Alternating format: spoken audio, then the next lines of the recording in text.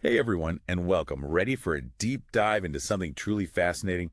We're tackling vampire lore today, and you know what?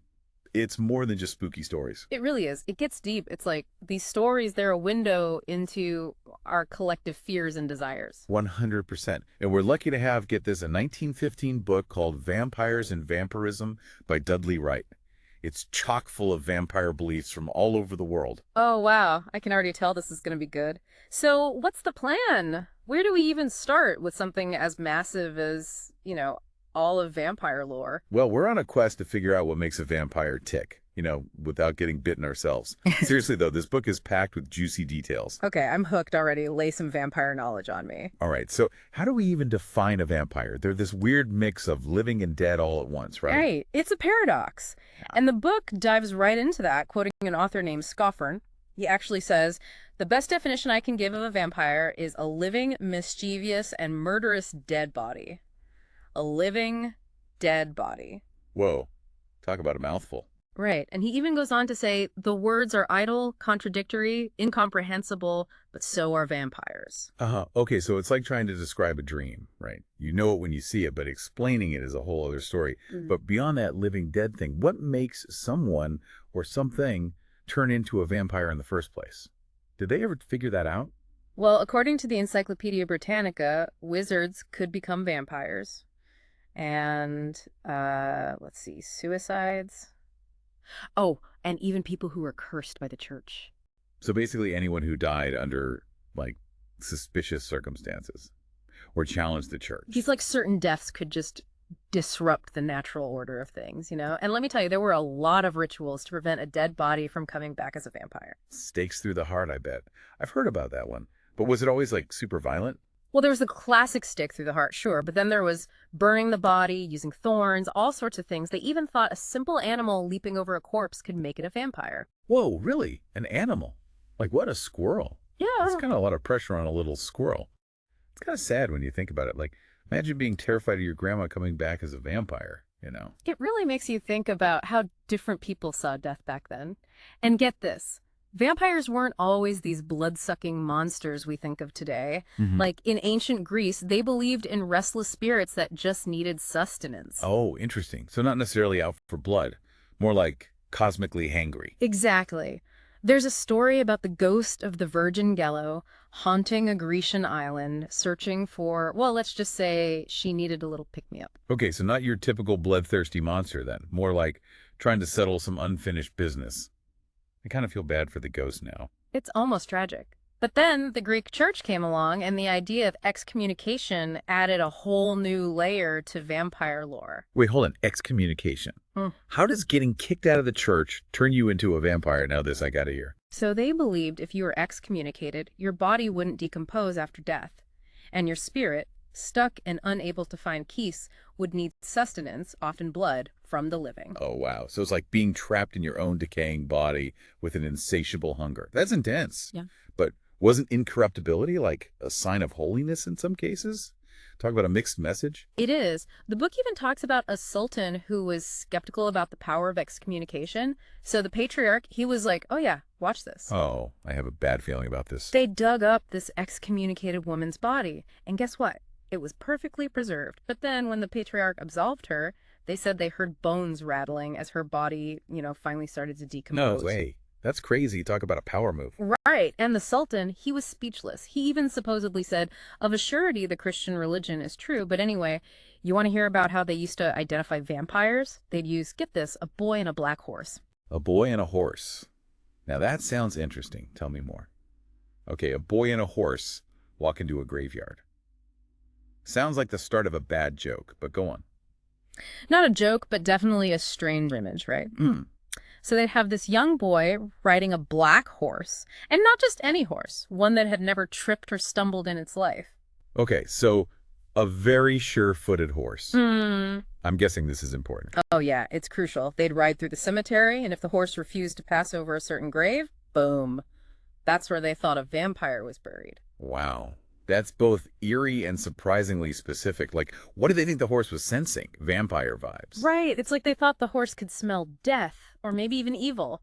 But anyway, let's talk about those vampire prevention Yes. methods. Tell me they're more interesting than a horse taking a detour. Oh, some of them were pretty out there. I mean, you had your basic stake through the heart, of course, but then there was burning the straw the body was laid on. Okay, that makes sense. Get rid of anything that might, have vampire germs. Mm. What else? They even used thorns, like to trap the vampire in its grave. Thorns. Seriously. Was this like a vampire's worst nightmare, getting snagged on a rose bush? It sounds funny now, right? But picture it, a thorny branch all tangled up in the burial shroud. The idea was to keep the vampire from rising. Ah, like a natural vampire fence. Clever. Right. But it gets even wilder. Some people went for the more extreme measures. Or extreme than thorns.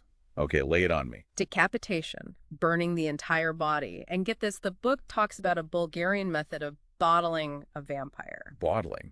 Now that sounds like something out of a weird dream. Wait, how do you even bottle a vampire? Okay, so they would use a picture of a saint to lure the vampire into this bottle. Okay, a holy honey trap. Exactly. The bottle was also filled with food, naturally. So once the vampire was inside, they would trap it with a cork, which was also decorated with a holy image, and then they'd burn the whole thing. Talk about overkill. Ugh. But were these vampire anxieties mostly an Eastern European thing? What about good old Britain? Did they have any vampire problems over there? Absolutely. They weren't immune to a good vampire scare. In the 12th century, a historian named William of Newbury, he wrote about a vampire terrorizing a town in Buckingham. A 12th century vampire. That's going way back. Mhm. So what did they do? Horseback divination? Yeah. Thorns? Nope. They went straight for the burn. They torched the spectral sucker. Classic. When in doubt, burn it out, right? Mm. Any other noteworthy British vampire encounters? Oh, yeah, there's this one about a priest who was obsessed with hunting vampires. He was even nicknamed Hundepresk. Hundepressed. What does that even mean? It means dog priest. Dog priest. That's an interesting nickname. What did he do? Sniff out vampires. You know, the book doesn't say, but here's the irony. After he died, people started saying H.E. became a vampire. They said his ghost haunted Melrose Abbey. Wow. Talk about a haunting twist. So from vampire hunter to hunted, it's kind of a tragic story when you think about it. But seriously, when did people finally stop freaking out about vampires? You'd think these stories would have died out by, like, the 19th century, right? But they actually persisted well into the 20th century. There's a story about a castle in Austria that was burned to the ground because people thought there was a vampire living in it. Wait, seriously? In the 20th century? Okay, I need details. This is wild. So they thought this castle was haunted by a countess named Elga. They said her portrait had this unsettling effect on anyone who looked at it. A haunted portrait. Creepy. And to make matters worse, people who stayed in the castle would tell all these eerie stories about strange noises and, like, cold spots. So basically a recipe for a good old-fashioned haunting. But still, to burn down an entire castle, that's commitment. Right. And, it just goes to show how deeply ingrained these fears were, even in the 20th century. It's fascinating, right? It's like no matter how much we like to think we've progressed, those primal fears about death and the unknown, they never really go away. But it wasn't just Europe, right? Weren't there vampire myths all over the world? Absolutely. The book talks about vampire beliefs in India, Australia, even China. It's a global phenomenon. Okay, spill the tea. What kind of vampire tales were they spinning in other parts of the world? Well, in India, there's this creature called the Pananglan. It's this monstrous vampire that preys on, get this, children and women during childbirth. Whoa, that's dark. And in Australia, they believed that evil spirits could actually steal bodies. Like, not possess them, but actually take them over completely. That's even worse. I don't even know what I'd do if someone told me that. That's creepy on a whole other level. Right. And in China, they had stories of headless corpses found completely drained of blood. They said their vengeful spirits would come back to haunt the living. So no matter where you go in the world, it seems like there's always been this primal fear of the dead coming back. But did anyone ever try to explain these vampire myths, like scientifically? Some did. The book talks about this German term, Scheintod. It means apparent death. Apparent death.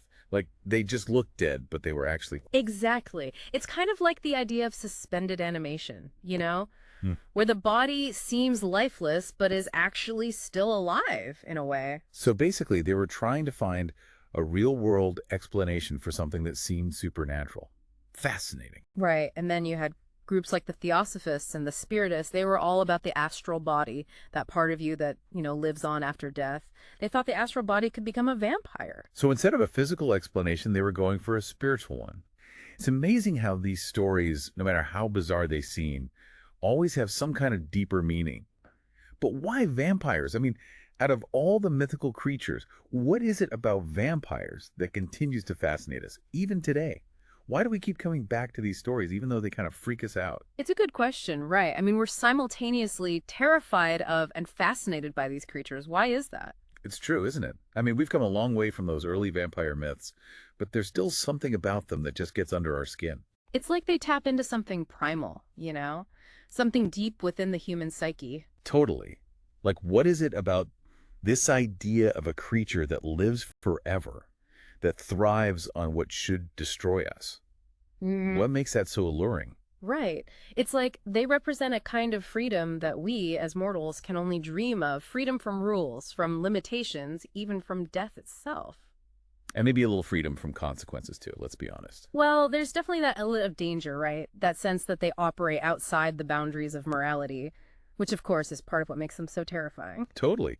But there's also this, like, seductive quality to that danger, isn't there? This idea that maybe, just maybe, we could tempt fate, bend the rules, and get away with it. It's that classic push and pull, right? The fear mixed with fascination. And honestly, that's what makes these stories so enduring. It's like we're both repelled and drawn to the darkness they represent. And let's be real, modern vampire stories really play up that duality. Oh, absolutely. I mean, we've gone from fearing vampires to, in some cases, downright romanticizing them. Think about it. Sparkly vampires, brooding vampires, vampires who sparkle, A-N-D, brood.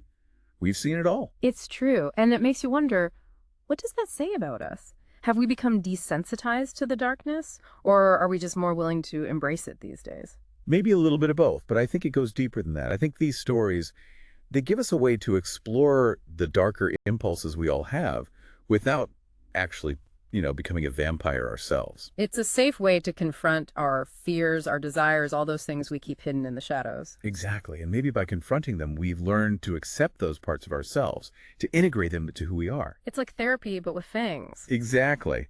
Yeah. But okay, we've covered a lot of ground here. We've talked about ancient beliefs, modern interpretations, vampire hunting, priests, bottled vampires. It's been quite a journey. It really has. It's amazing how these stories, even though they come from different cultures and time periods, all share this common thread of fear and fascination with the unknown. Right. And ultimately, I think that's what makes them so compelling. They remind us that we're all connected by these shared human experiences, these primal fears and desires. Absolutely. And as much as we like to think we've evolved past these ancient superstitions, there's still something about a good vampire story that just speaks to us on a visceral level. 100%. Yeah. So as we wrap up this deep dive into the world of vampires, I hope our listeners will walk away with a newfound appreciation for the power of these stories, for the truths they reveal about ourselves and the world around us. Hear, hear. And who knows, maybe even a little inspired to embrace their own inner darkness. Just, maybe lay off the whole blood drinking thing. Yeah. Agreed. Stick to garlic bread, folks. It's tastier and far less messy. Until next time, happy exploring.